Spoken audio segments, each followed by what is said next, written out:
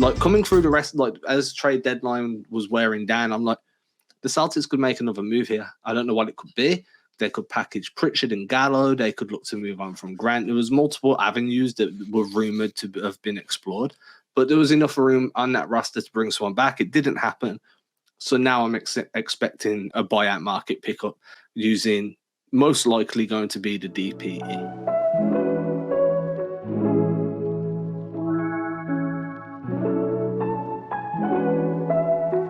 Disabled player exception, which I think is about 3.2 million, I believe is what that is. And yeah, 3.23. Yeah, and I know Keith Smith wrote about this on Celtics blog for us, just about the advantage that gives us in the buyout market, because there's typically a couple things that, you know, a guy in the buyout market is looking for. They're looking for playing time, compete for a championship, and then if all things are equal, who can pay me just a little bit more to come in, and, you know, even if I'm not going to get all this time, I'm going to get a little bit more money, make me accountable, or give me the money I want, during this time. And so I think the Celtics do have a little bit of an edge. So that's really where I think probably the next move is at this point. And it was really the only option at this point is to go ahead and get a buyout guy. You don't have any other moves. And so, I was looking at some of the other moves that were happening, and that was really where my eye started to go after the Muscala trade is, all right, with these other moves that are happening, and then Pirtle, as was moved the night before, it kind of felt like, okay, sounds like Pritchard and Gallo are safe at this point. We just need to look around and see what other moves are going to lead to buyouts from either guys being moved to teams that don't need them, or, some of the guys like Will Barton that's been talked about as a potential buyout guy. And I believe it just got reported right before we hopped on here that looking likely. And so now you start to look at, all right, who can the Celtics target? And given, the injury to Jaylen Brown last night, which I don't know, have you guys heard any updates as to how long that's going to be? I see you guys shaking your head. The last thing I heard was that, and I think Shams tweeted this out overnight, was it's going to be through the All-Star break, but the biggest thing that never really got picked up on from that tweet was he's going to have to see a specialist before they tell you. Yeah, today, actually. So I'm assuming we might get some kind of update tonight, if anything. Or tomorrow. And so that's a big part of like this buyout candidate now, which was not a thing up until obviously last night, right? Is that you need some insurance even just for the regular season. So I know a lot of this has been focused on, can this guy, is this guy going to, whoever the extra wing, whether it was a trade or a buyout previously, are they going to play in the postseason? Well, right now I'm just a little bit more worried about making sure we have that supplemental player for the short term.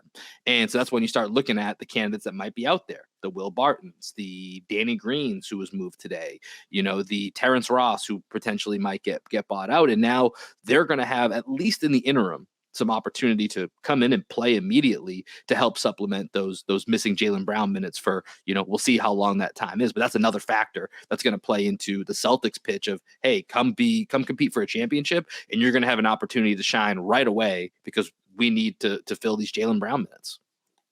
You're not interested in sliding Russell Westbrook up to the fray? Absolutely not. I know you're joking, but oh god, that's a hard pass, my guy. We already have one. We can't have 2 6 man of the year candidates. I mean, we already have Malcolm. Well, hang on. We can't have 2. Could be cool. I was just being facetious. I'd be very upset if Russell Westbrook ended up on this. Be scary. What I will ask is, do you think that Kevin Durant joining Phoenix, and now they've got Durant, Booker, CP3, Ayton? I mean, their starting five's just painful. Do you think they hold a buyout edge over Boston now?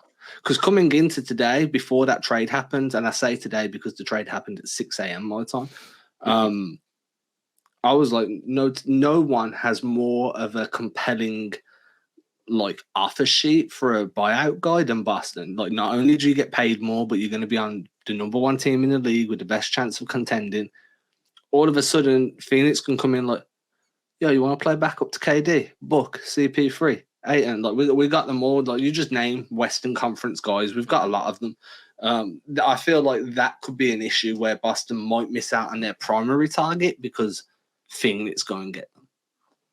Yeah, I think that's a fair concern. That was my first thought as soon as it happened. I was like, they gave up a good amount of depth in that deal.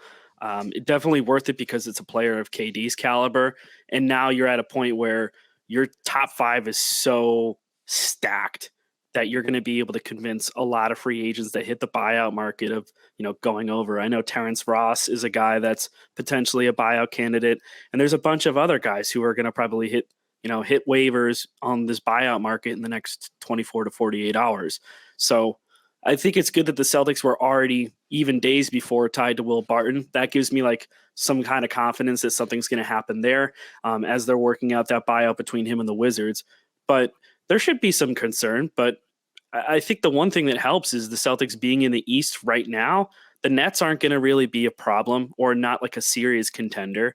You saw what the Celtics did to the 76ers while they were down 3 starters and then missing a 4th for the entire second half.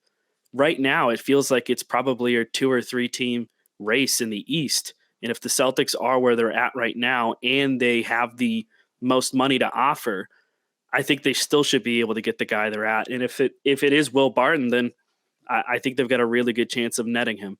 Maybe we just start playing players with second-round draft picks. Apparently that's the move. That's the going rate these days, man. Like I tweeted this out several times today because I've lost all control of or all semblance of an idea of how much a second round pick. So now I feel like anytime someone's like, you think we could get this guy? All we have is a couple seconds. I have to say yes.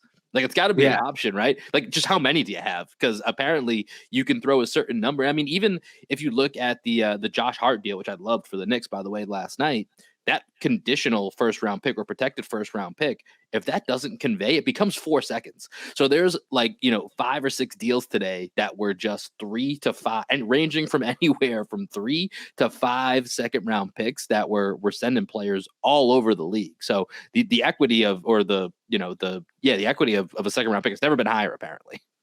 I just don't get it, right? Like Jay Crowder, 5 second round picks. That I remember tweeting like that's a lot.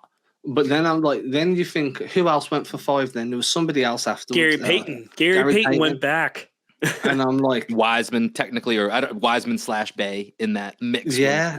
With 5 second round picks. How do you now talent evaluate in terms of how many picks a player's worth? I mean, for Golden State, losing a first round, like, top pick in Wiseman for 5 seconds is a kick in the nuts, dude. Like, but it was just never going to work. Like, they're just... They're not... too. You can't, and I've said this during Boston's kind of tougher seasons, the worst thing you can do when you're trying to contend is straddle that line where you're developing guys at the same time. Like, hey, we've got a contending roster now, but we've also got 3 guys that are going to make us contenders in 5 years. No, dude, it's not going to work. You only get a 15-man roster. If 4 of them are like proper raw and can't play, not only are you limiting their ability to be good in the future, you're limiting your ability to be good now. Like, it's just a kick in the nuts, though, right? It feels like a first-round pick wasted for them. But that's their problem.